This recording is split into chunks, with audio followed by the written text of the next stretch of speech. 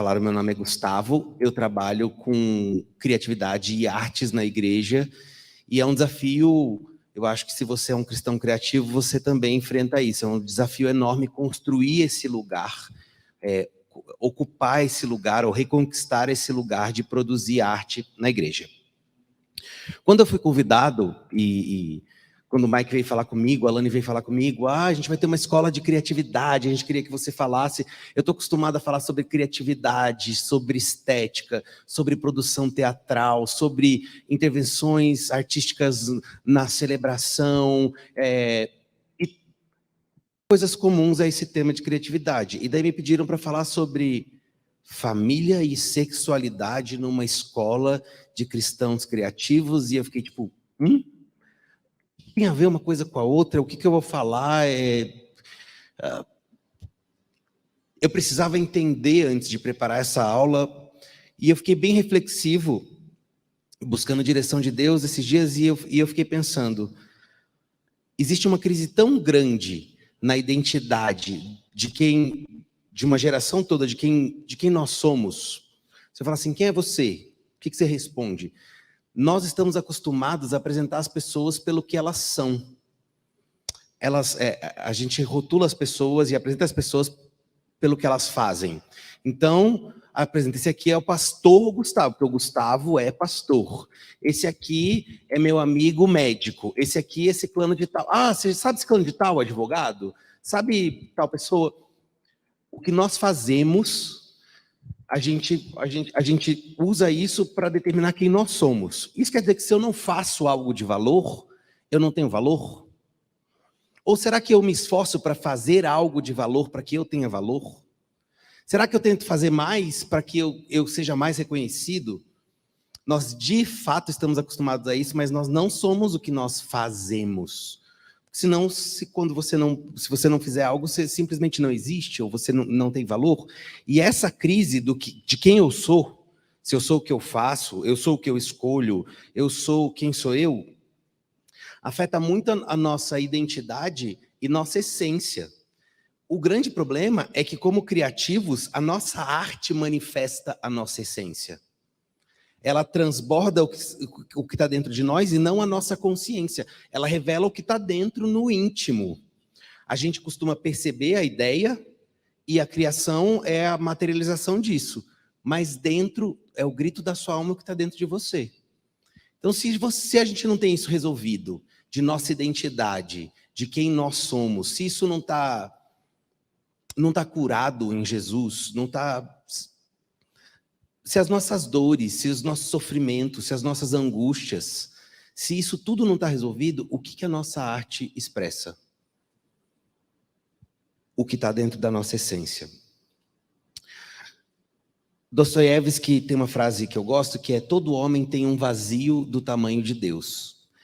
E eu acho interessante porque a gente tenta preencher isso, ou a busca disso, ou a angústia disso, e através da nossa manifestação artística, e a gente fica às vezes criticando uma arte de alguém, ou olhando para isso, ou como isso chega até você, sem lembrar que aquela é a manifestação, às vezes o grito pedindo socorro ou ajuda da alma de um artista. Eu confesso que eu não sou daqueles artistas mais teóricos, que vai no museu. Eu fui num museu em Nova York, e as pessoas ficam horas olhando para um quadro, assim, ó.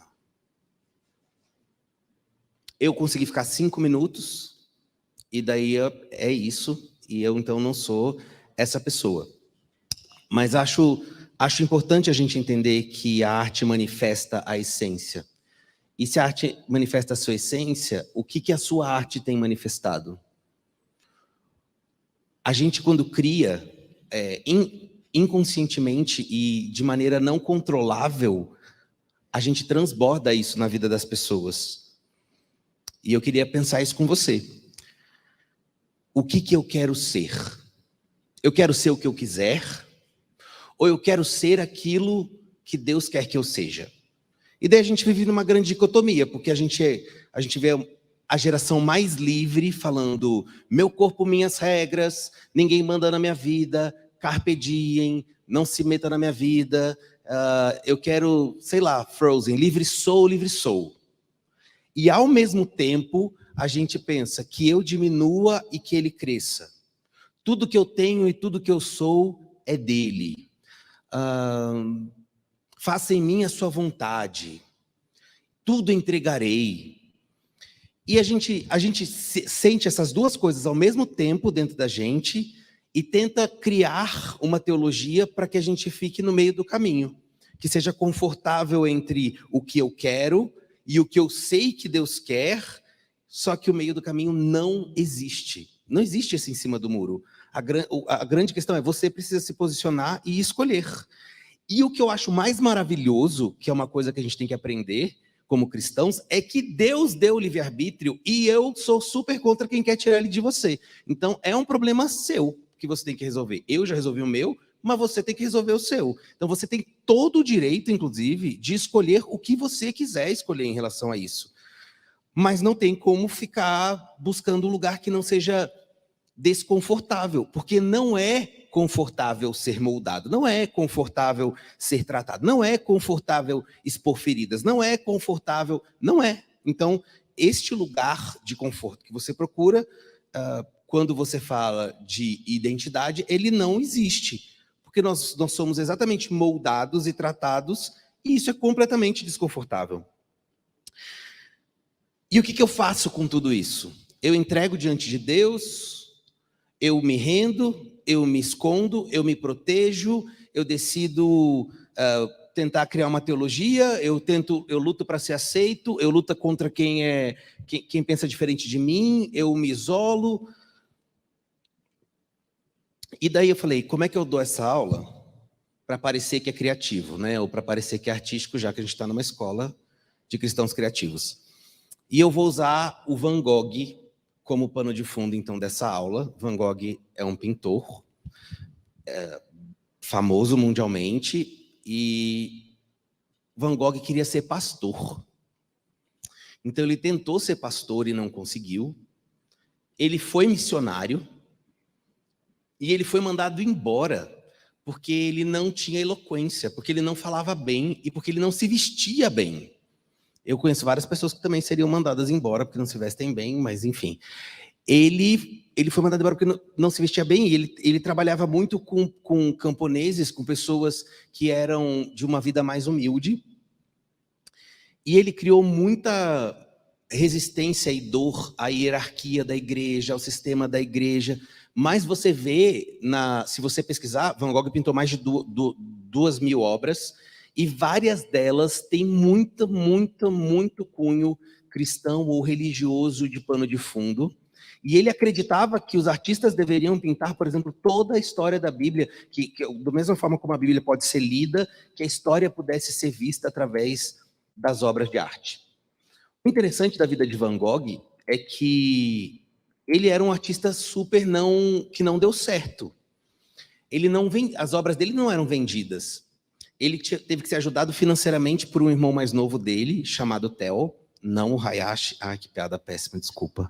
E a gente nem sabe se as pessoas estão rindo, tipo, só não, né? Ganhei agora, perdi uns 2 seguidores agora, certeza. E ele trocava muitas cartas com esse irmão, então a gente consegue ter registros de conversas deles. E ele pinta um quadro chamado Os Comedores de Batata, se não me engano, e o irmão dele pede para ele repintar. Fala, pinta de novo e tal, porque esse não ficou bom. Quadro dos Os Comedores de Batata, isso mesmo. E daí ele repinta exatamente igual. Porque ele não estava preocupado se a estética dele estava adequada ali, mas ele estava preocupado com o que ele queria retratar e com a essência. E quando eu falo da essência, de refletir a nossa alma, ele teve... Interessante que isso está retratado, a crise dele com a igreja, por exemplo, quando ele pinta a igreja de Anvers. É um quadro que está exposto em Paris. Ele pinta a igreja de costas. Um dos quadros famosos dele é a igreja, só que não pintada pela frente, que o natural seria a igreja de frente, e ele pinta ela de costas. porque a igreja virou as costas para ele, porque ele sentia que a igreja tinha virado as costas para ele. Então isso trata um pouco disso que eu falei, da questão da gente expor na nossa arte, no que a gente cria, a nossa essência. Eu separei algumas frases de Van Gogh, das cartas dele, ou frases famosas dele, para a gente, então, usar de pano de fundo para essa nossa conversa. E a primeira frase que eu separei dele é: as pinturas têm uma vida própria que deriva da alma do pintor. Deriva da alma de quem está pintando. Então, tudo que você produzir tem uma vida própria que é incontrolável. Você tentar esconder algo que está dentro de você, isso vai ser retratado na sua arte. Por isso eu digo que nós precisamos estar curados, para que a minha manifestação artística não seja doente. Pessoas curadas manifestam cura na vida do espectador da sua arte. Pessoas doentes manifestam o quê? Se você não tiver curado, o que você manifesta na vida das pessoas? Eu acredito tanto no resgate das artes, na restauração, na remissão das artes. Só que isso só é possível através de pessoas curadas que conhecem a sua identidade. Tomei liberdade de contar vou contar para você um pouco da minha história, e fazia tempo que eu não fazia isso, contar um pedaço do meu testemunho e de como, inclusive, a arte entrou na minha vida e porque eu me sinto privilegiado de estar aqui falando, inclusive, sobre esse tema que é, de acordo com os comentários do post do Instagram, um pouco polêmico. Eu venho de uma família não estruturada. Minha mãe engravidou com 14 anos, teve que sair de casa porque minha avó levou minha mãe até um lugar, tentou fazer minha mãe abortar a gravidez. Meu pai era muito mais velho que minha mãe e minha mãe fugiu de casa, saiu de casa, foi considerada aí a ovelha negra da família. E quando eu tinha uns 3 anos, meus pais se casaram. Quando eu fiz 6, eles se separaram. Minha mãe trabalhava durante o dia e estudava à noite, e meu pai era bem ausente, assim. Eu via meu pai a cada 15 dias, ele me pegava e eu ficava na casa da minha avó, a mãe dele, com os meus primos e com uma tia minha que morava junto com essa minha avó. Eu cresci, então, assim, não tendo muita essa referência desse nosso tema de hoje, que é a família. Quando eu tinha uns 7 anos, eu ganhei de presente de uma tia minha um radinho vermelho que vinha com um microfoninho, chamava Meu Primeiro Gradiente. Se você sabe o que é isso, possivelmente você é velho tanto quanto eu, e se você não sabe o que é isso, e você não sabe. Era um brinquedinho, a gente gravava numa fita, que você também não... Nossa, acho que eu tenho que melhorar os meus exemplos. A gente punha uma fita e gravava, e aquilo era incrível para mim. E foi esse presente que, quando eu ganhei, eu descobri que eu queria ser artista. De qualquer jeito, era o sonho da minha vida ser ator da Globo. Você perguntava para mim quando eu era criança o que eu queria ser ator da Globo. Eu cresci mais um pouco. Eu lembro que um dia eu estava andando com a minha mãe na rua e a gente passou em frente a uma produtora e eu falei: mãe, é aqui que eu tenho que vir eu quero fazer propaganda de TV. E daí eu lembro que minha mãe falou assim: entra lá então e fala com eles. E ela não foi junto comigo, e eu entrei e comecei a fazer propagandas de TV, saí em outdoors. Eu lembro que eu fiz muitas coisas quando eu era criança. Quando eu tinha 9 anos de idade, eu sofri o primeiro abuso sexual de um primo meu, mais velho, que conduziu como se fosse uma brincadeira que a gente ia fazer, que ia ser nosso segredo. E ele abusou sexualmente de mim, e depois essa prática dele teve continuidade. Foi uma coisa que ele acrescentou no nosso relacionamento de primo, incluindo outros primos junto. Eu aprendi que aquilo era uma coisa que não podia ser contada para os adultos, mas que podia existir de maneira secreta. Eu comecei a desenvolver relações sexuais desde então, dos 9, com outros homens. Quando eu fiz 15 anos, eu fiz teste para uma novela chamada Terra Nostra, que também, eu não sei quem vai lembrar. Se você está aí, interage aí, para eu não ficar me sentindo tão velho sozinho. Tu já era nascido quando passou Terra Nostra? Era uma novela italiana, com roupa de época. Ana Paula Arósio tinha uma... Olha só, o pessoal aqui é velho que nem eu. E você que está aí? Cara, então tem muito velho aqui também. Que bom que tem velhos e eu não estou velho sozinho. E no dia do teste, me levaram para uma sala, um dos responsáveis, e ele abusou de mim. E ele virou meu primeiro namorado. Ele tinha 40 anos, eu tinha 15, e ele tinha 7 namorados contando comigo. Entre 12 e 17 anos, nós 7. Como adolescente, estava no ensino médio. Quando eu fiz 17 anos, eu fiz publicidade junto com o ensino médio, técnica em publicidade. Quando chegou na época da formatura, a nossa escola viajou para Porto Seguro, e em Porto Seguro foi a primeira vez que eu usei drogas. Então, achava super legal fumar cigarro, benzina, lança-perfume e coisas assim. Voltei de lá, estava na época de fazer vestibular, o sonho da minha vida era fazer artes cênicas, e minha mãe falou, você pode fazer qualquer faculdade que você quiser, menos artes cênicas. A mais próxima que eu encontrei disso foi, eu quero ser ator da Globo, eu não posso fazer artes cênicas, então vou fazer jornalismo, porque eu viro o William Bonner, eu viro o apresentador do Jornal Nacional, com certeza, que não tem sombra de dúvidas que isso vai acontecer. Fiz vestibular e cursei 2 anos de jornalismo.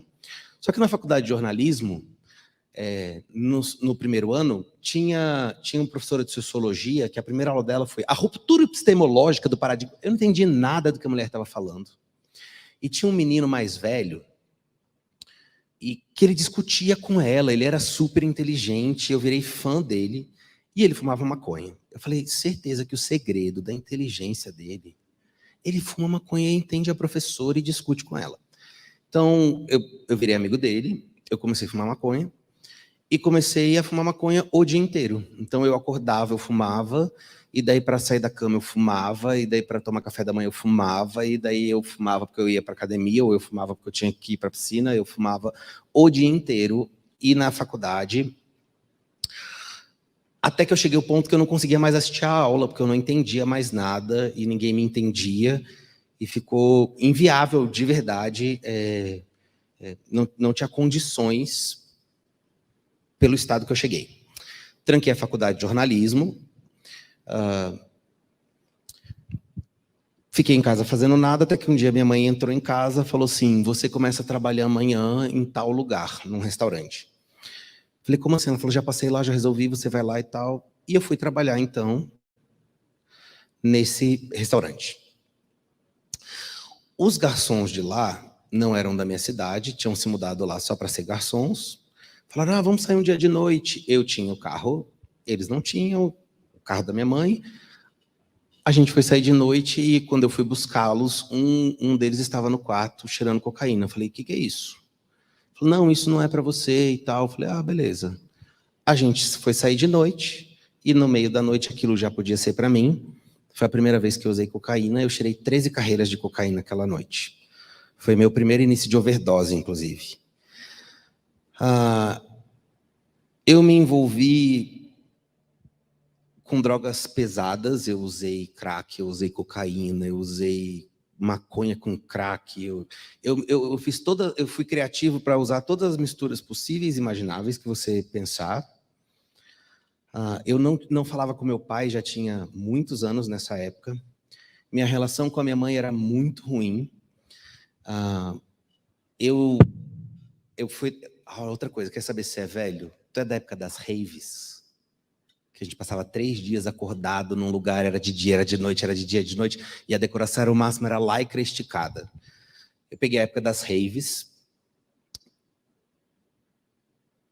E virava dia, virava noite, passava três dias usando droga, dormindo, acordando. E não tinha mais sonho de ser ator, não tinha mais sonho de ser artista, não tinha mais uma perspectiva de eu vivia, curtia o que eu estava vivendo no momento, ficava super feliz com o que tivesse naquele momento. Frequentei festas de os estilistas de São Paulo, Fashion Week, já fui de tudo quanto é coisa que você imaginar.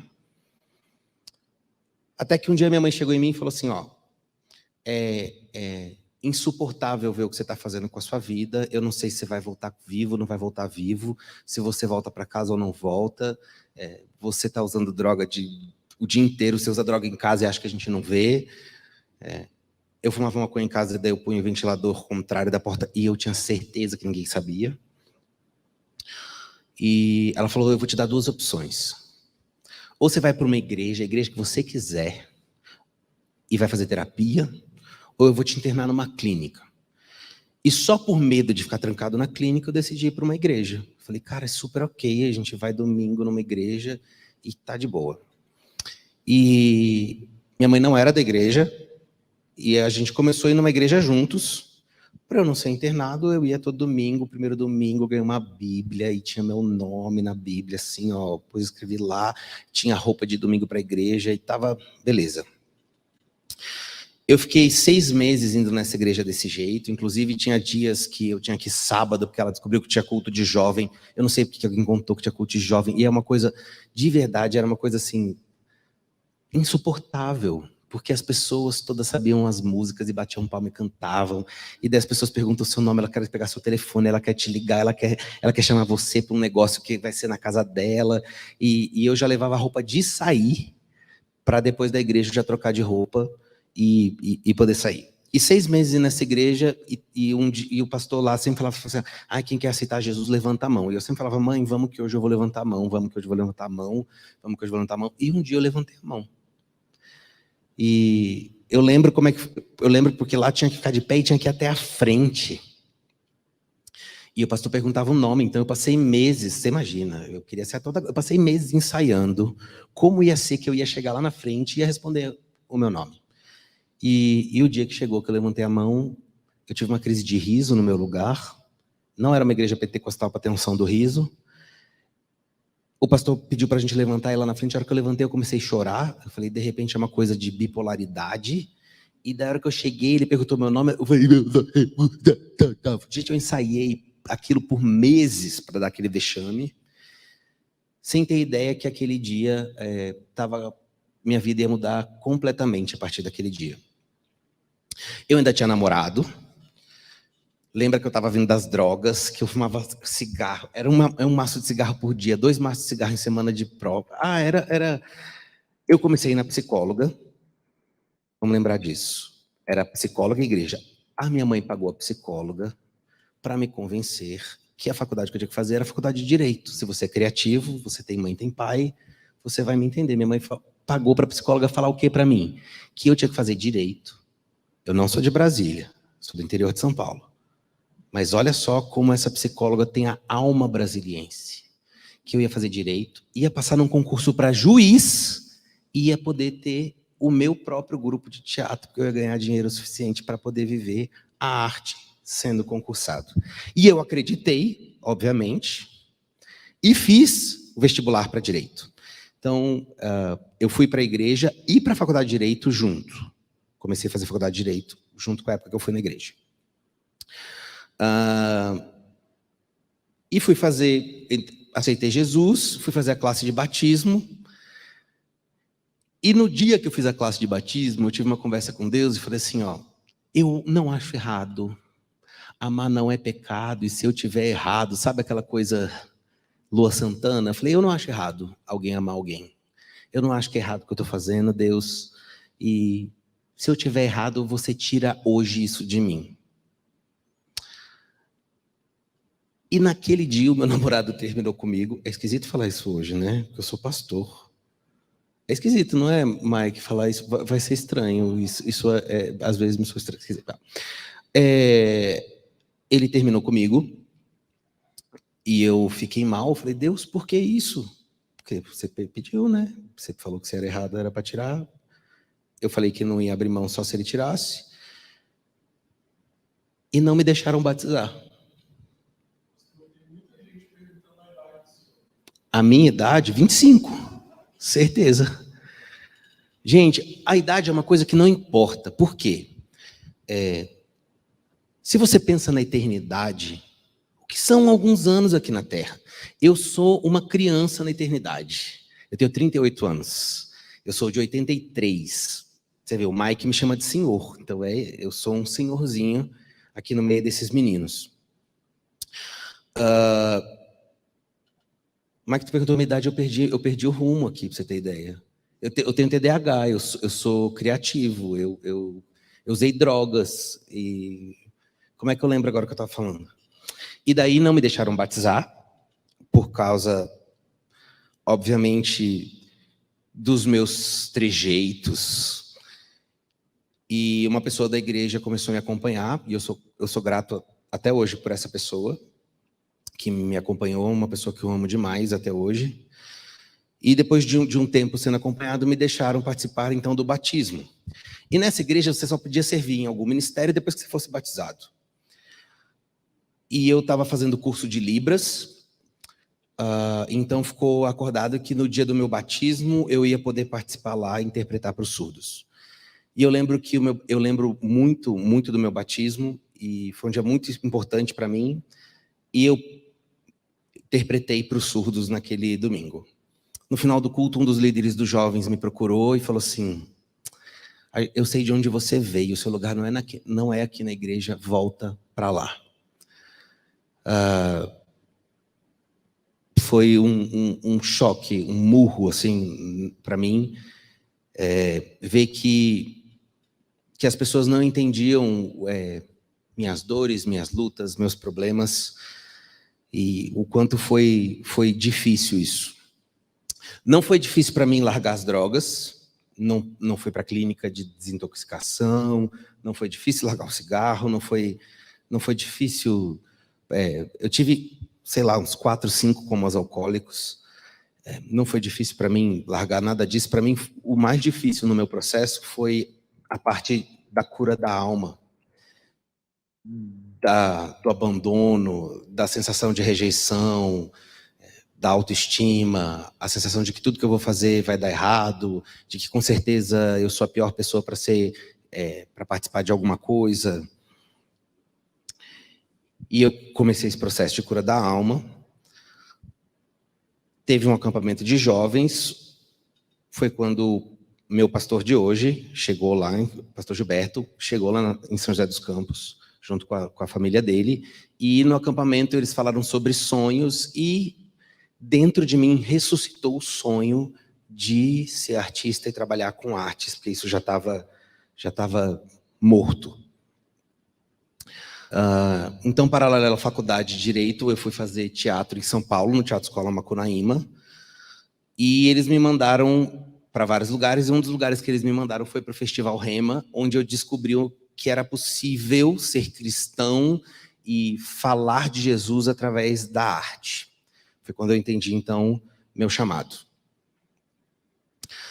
Hoje eu sou pastor de criatividade, faço parte da Rede Global de Artes, já viajei por vários lugares do Brasil, fui para África, Senegal, Guiné-Bissau, Gâmbia, Portugal, Uruguai, eu fui para vários lugares já através da arte, falar de Jesus através da arte. Sou casado, minha esposa era muito minha amiga na igreja e a gente se conhecia muito, ela conhecia toda a minha história e eu a história dela. E eu lembro de um dia que a gente era amigo, a gente tinha feito uma viagem para a praia para apoiar uma amiga nossa que estava cuidando de um King's Kids. E eu peguei na mão dela e andei de mão dada com ela na praia, e eu fiquei pensando naquilo, eu falei, e se ela fosse minha esposa? E eu lembro que quando a gente ficou noivo, as pessoas paravam a gente no shopping e falavam para ela assim: você conhece ele? Você sabe da história dele? Você sabe o que ele era? Você sabe o que ele fazia? E acho que ela pagou um preço assim de resistência das pessoas que não eram da igreja, inclusive, os meus amigos da época de balada, não acreditando que era possível eu ser feliz casando com uma mulher. Hoje a gente é casado há 11 anos, a gente já tem 3 filhos, a gente perdeu um, eram para ser 4. Tem 3 filhos, eu falo que é Sadraque, Mesaque e Abidnego, porque, olha, é uma fornalha lá em casa. E eu sempre ouvi que, inclusive de pessoas da igreja, que não acreditavam que existia ex-gay, que não existia ex-prostituta, que não existia ex-aquilo, E eu acho engraçado essa necessidade de colocar rótulo, é ex-drogado. Ah, ciclano de tal é ex-drogado, ciclana de tal é ex não sei o quê.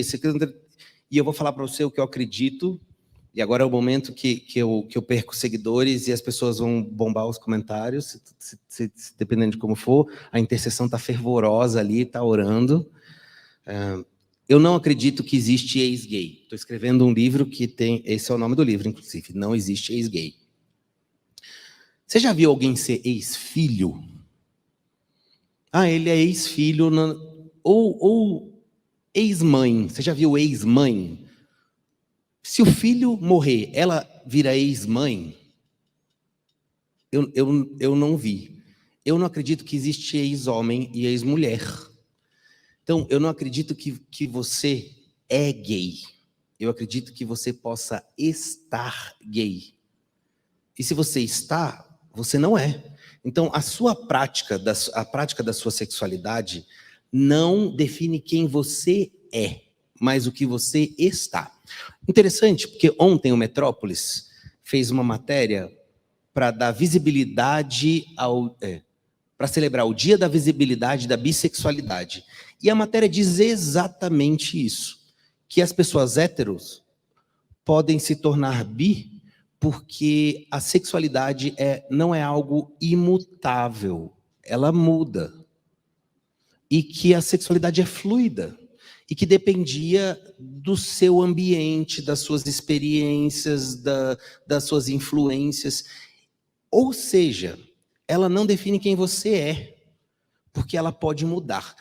Se ela pode mudar, ela não define quem você é, então você não é gay. Então não existe ex-gay porque você não é. Você pode estar. E se você pode estar, você pode estar outra coisa. E engraçado como existe um preconceito enorme com isso. Eu estava conversando com uma amiga minha, esses dias, falando assim, interessante que se um hétero chegar para os amigos gays e falar assim, eu acho que eu tô com vontade de experimentar isso, ou eu tô com vontade de virar gay. Ele vai ser aplaudido e recebido pela comunidade.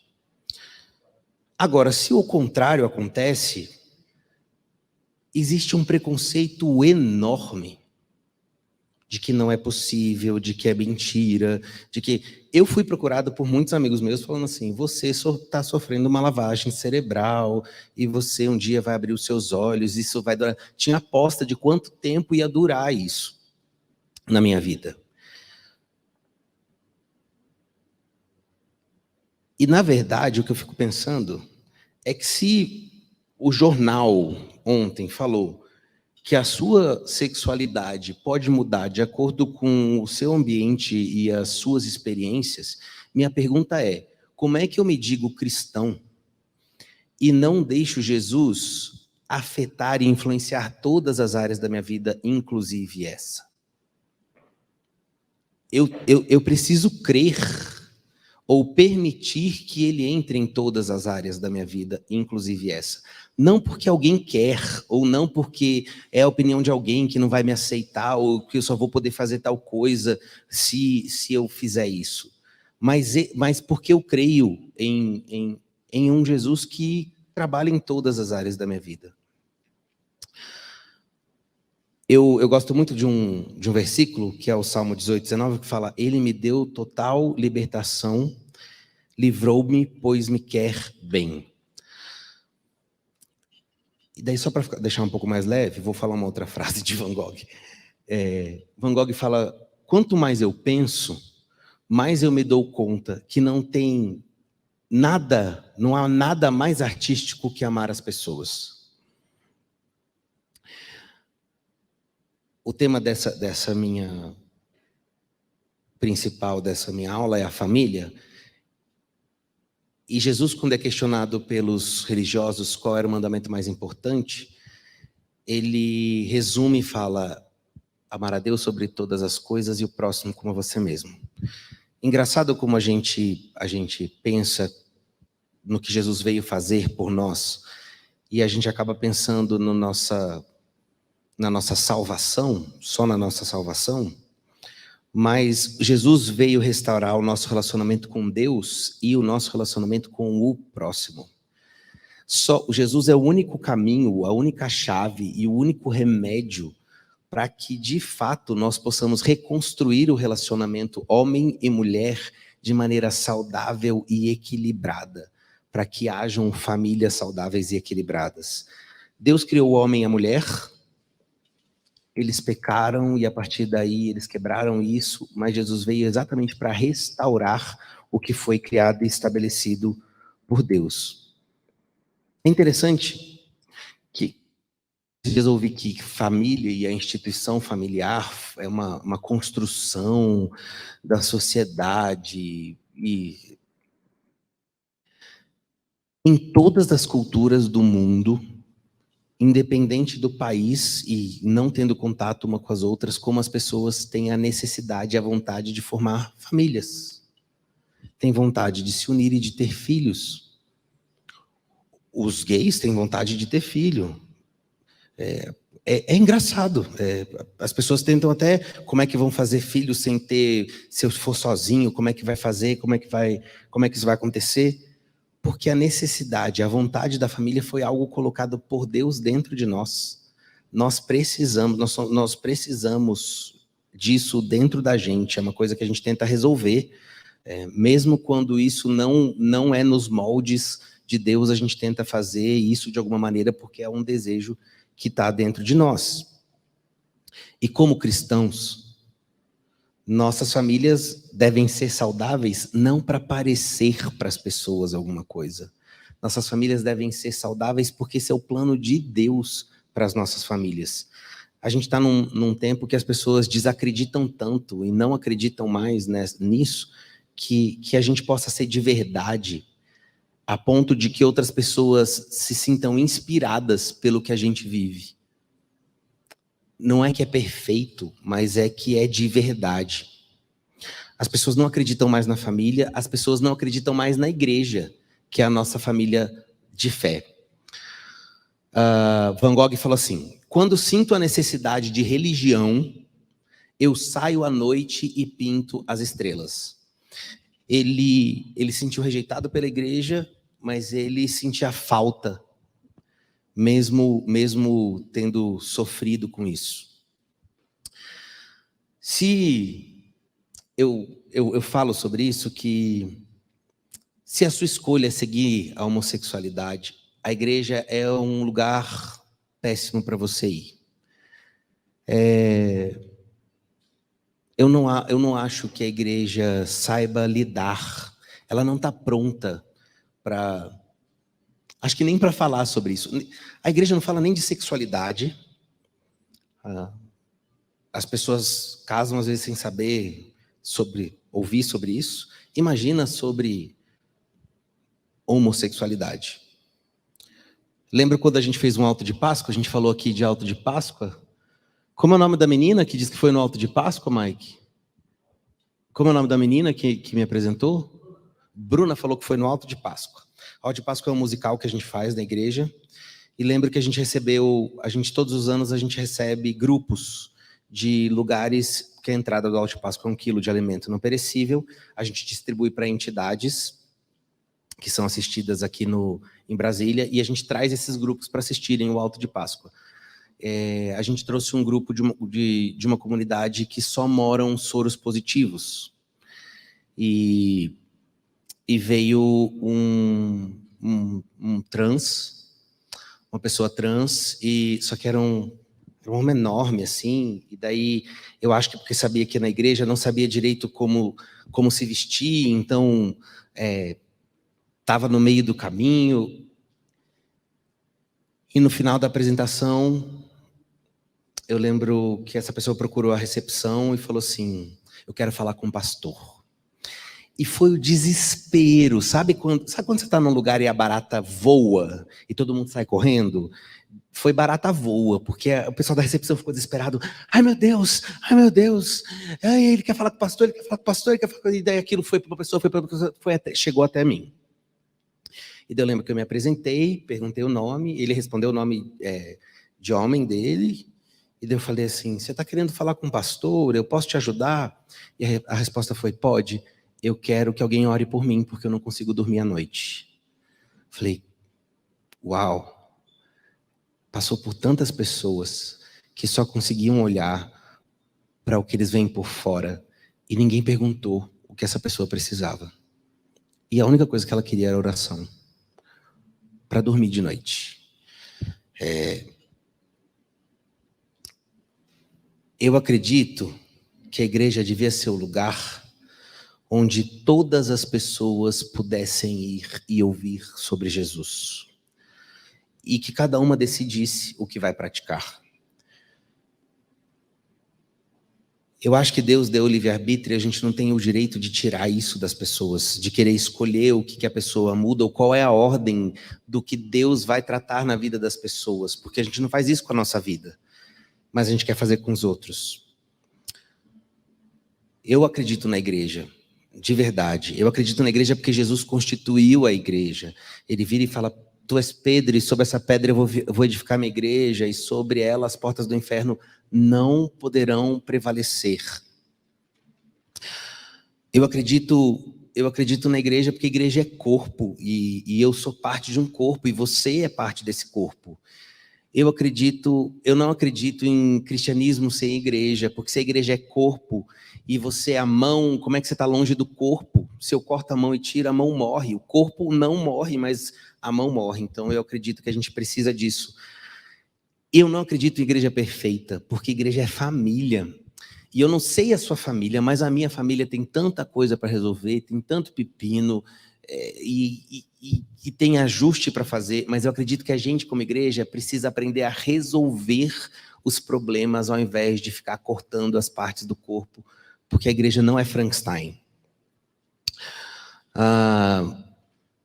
E por que é importante a gente resolver isso? Por que é tão importante a gente falar disso numa escola de cristãos criativos? Por que é importante sexualidade? Por que é importante identidade? Por que é importante a família?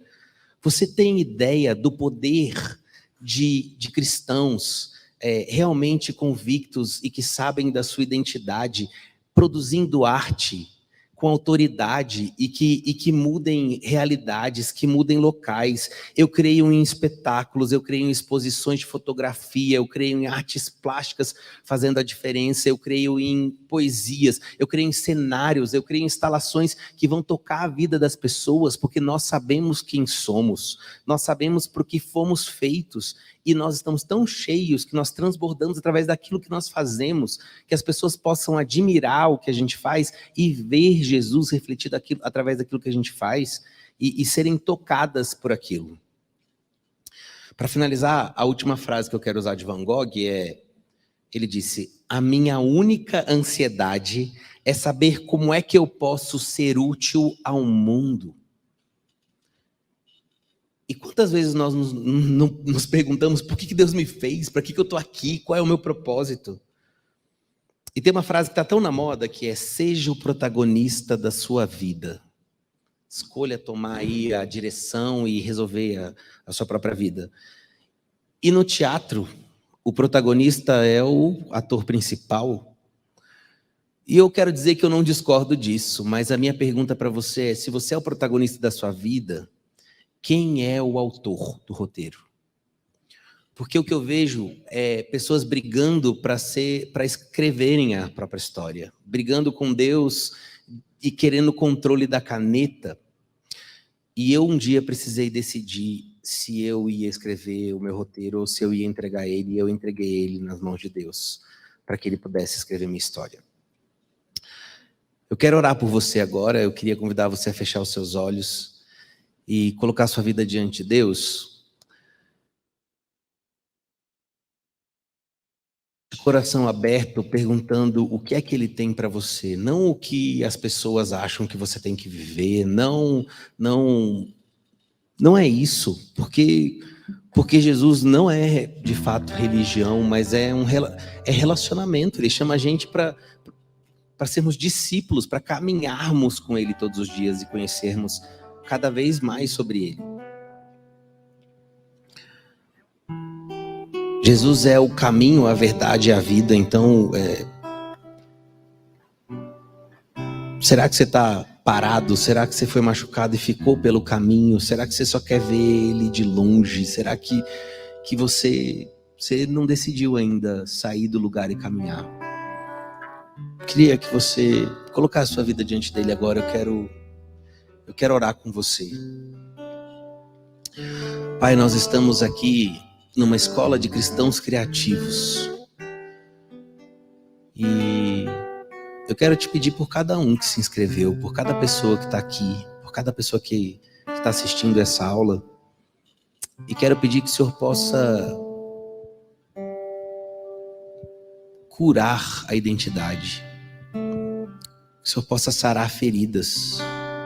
Que o Senhor possa curar traumas, rejeição, sensação de que não é capaz. Que nós possamos descobrir em Ti quem nós somos. Que nós somos feitos à Sua imagem e semelhança, Deus. Que nós possamos, quando nós nos perguntarmos quem nós somos, que nós possamos parar e olhar para Ti e descobrirmos em Ti quem nós somos. Pai, eu quero pedir que nesse momento o Espírito Santo possa visitar pessoas e ressuscitar sonhos mortos, ministérios que morreram, pessoas que enterraram chamado, pessoas que aceitaram palavras, pessoas que foram machucadas por líderes em igrejas, por pastores, pessoas que receberam palavras que foram proferidas e que entraram como seta nos seus corações, e essas pessoas se fecharam e aceitaram na sua alma isso. Deus, que o Senhor nesse momento possa visitar e tocar essas pessoas e tirar esses dardos inflamados de Satanás, Pai. Flechas que afetaram a essência, a alma dos teus filhos.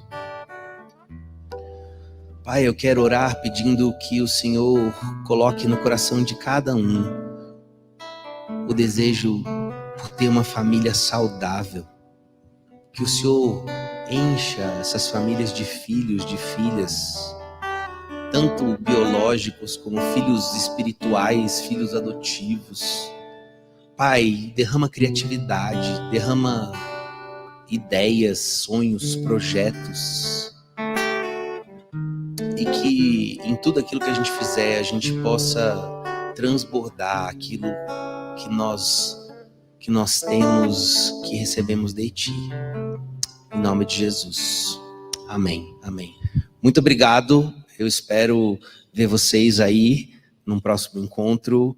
Obrigado, pessoal do Cristãos Criativos.